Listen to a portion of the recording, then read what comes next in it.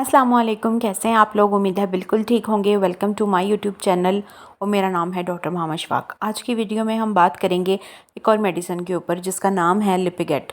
लिपिगेट tablet क्यों use की जाती है, इसके क्या काम हैं, किन मरीज़ों को दी जाती है, किन मामलात में इस्तेमाल की जाती है और इसको किस तरह से आपने इस्तेमाल करना है, कितनी दफ़ा इस्तेमाल करना है एक दिन में और कितना टाइम इस्तेमाल करना है और इसके क्या क्या बुरे असरात हो सकते हैं आपके बॉडी के ऊपर, साइड इफ़ेक्ट्स, मुज़र असरात। आज हम इस टॉपिक के ऊपर ही बात करेंगे। तो वीडियो स्टार्ट करने से पहले काइंडली मेरे चैनल को ज़रूर सब्सक्राइब कर लें और बेल आइकन भी प्रेस कर लें ताकि मेरी सारी वीडियोस आपको टाइमली मिलती रहा करें। तो चलें वीडियो स्टार्ट कर लेते हैं।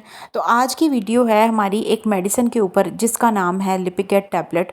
अगर मैं इसके जेनेरिक नेम की बात करूँ, साल्ट या फार्मूला आसान लफ्ज़ों में जिसको हम कहते हैं उसकी बात करूं तो वो है एटोरवास्टेटिन के नाम से।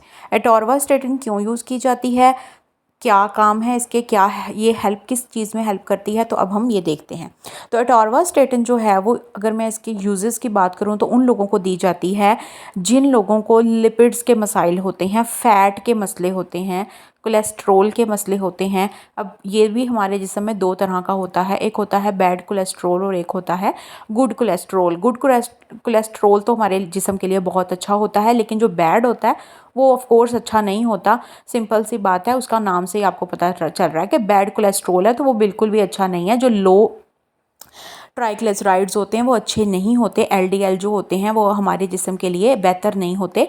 उनसे बहुत से मसाइल पैदा हो सकते हैं। अगर वो आपके खून में है, खून को गाढ़ा करते हैं, दिल के मसाइल पैदा करते हैं, आपकी जो आर्टरीज़ खून को सप्लाई कर रहे, मतलब जो खून की जो नालियाँ होती हैं उनको जो है वो ख़राब कर सकते हैं, उनके अंदर जगह तंग कर सकते हैं। इसके अलावा खून गाढ़ा हो सकता है, आपका ब्लड प्रेशर का मसला हो सकता है, आपके जो है वो हार्ट अटैक के मसाइल जो हैं वो ज़्यादा हो सकते हैं। तो कोलेस्ट्रॉल जब ज़्यादा होता है तो ऑटोमेटिकली हार्ट के इश्यूज़ होना शुरू हो जाते हैं। चर्बी जो है ना वो जमा होना शुरू हो जाती है नालियों के अंदर, ठीक है, जिसको हम एथेरोस्क्लेरोसिस का नाम देते हैं मेडिकल में। मैं आप आसान लफ्ज़ों में इसलिए बात करती हूँ ताकि आप सब लोग मेरी बात समझ सकें।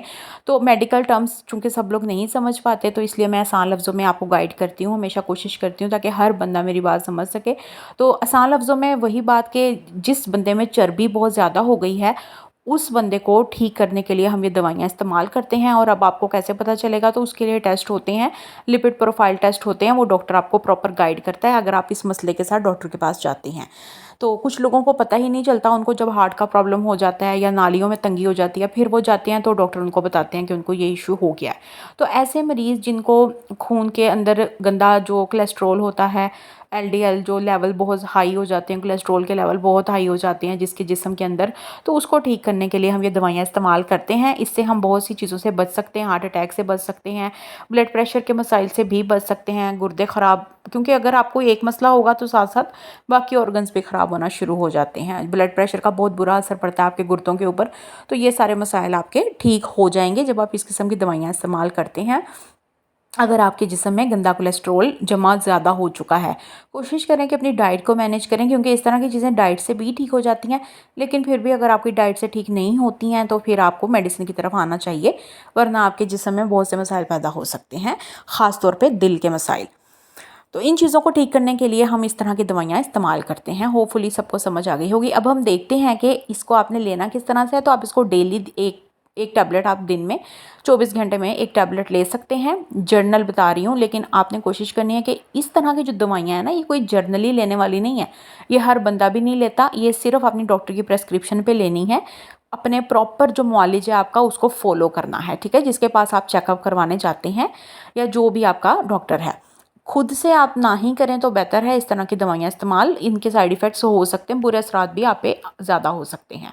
तो अब मैं इसके अगर बुरे असरात की बात करूँ, मुज़र असरात की या साइड इफ़ेक्ट्स की बात करूँ, तो साइड इफ़ेक्ट्स में आपको जो है वो आपके यूरिन का कलर थोड़ा बहुत चेंज हो सकता है अगर आप ज़्यादा मकदार में दवाइयाँ इस्तेमाल कर रहे होते हैं इस तरह की। इसके अलावा जो है वो आपका सर थोड़ा सा भारी हो सकता है, आपको थोड़ी बहुत नोज़िया लाइक कंडीशन हो सकती है, वॉमिटिंग भी कुछ लोगों को आ सकती है, स्टमक इरिटेट हो सकता है अगर आप बहुत ज़्यादा मकदार में यूज़ करते हैं, थोड़ा बहुत आपको चक्कर कभी कभार आ सकते हैं। मतलब इस किस्म के इश्यूज़ जो जनरली हर दवाई का इस्तेमाल जब आप करते हैं ना, किसी भी दवाई का, चाहे इस तरह की मेडिसिन, चाहे कोई भी मेडिसिन हो, वो सिंपल सी बात है वो आपके ऊपर बुरा असर डालेगी। कहीं ना कहीं आपके ऑर्गन को डैमेज करेगी या आपकी बॉडी पे एलर्जीज़ कर देगी। तो इस किस्म के मसाइल आपको आ सकते हैं। तो कोशिश करें कि दवाइयों से कम ही ज़रा अपना पाला डालें, अपनी डाइट को अच्छा करें, वॉक करें, खुश रहें, स्ट्रेस ना लें, बस खुश रहने की कोशिश करें, क्योंकि स्ट्रेस जो है ना वो भी काफ़ी ज़्यादा जो है वो आपके मसाइल को बढ़ा सकता है। तो अपना बहुत सारा ख्याल रखें, पानी पीते रहें, खुश रहें, दुआओं में याद रखें और मिलते हैं इंशाल्लाह अगली वीडियो में। अल्लाह हाफ़िज़।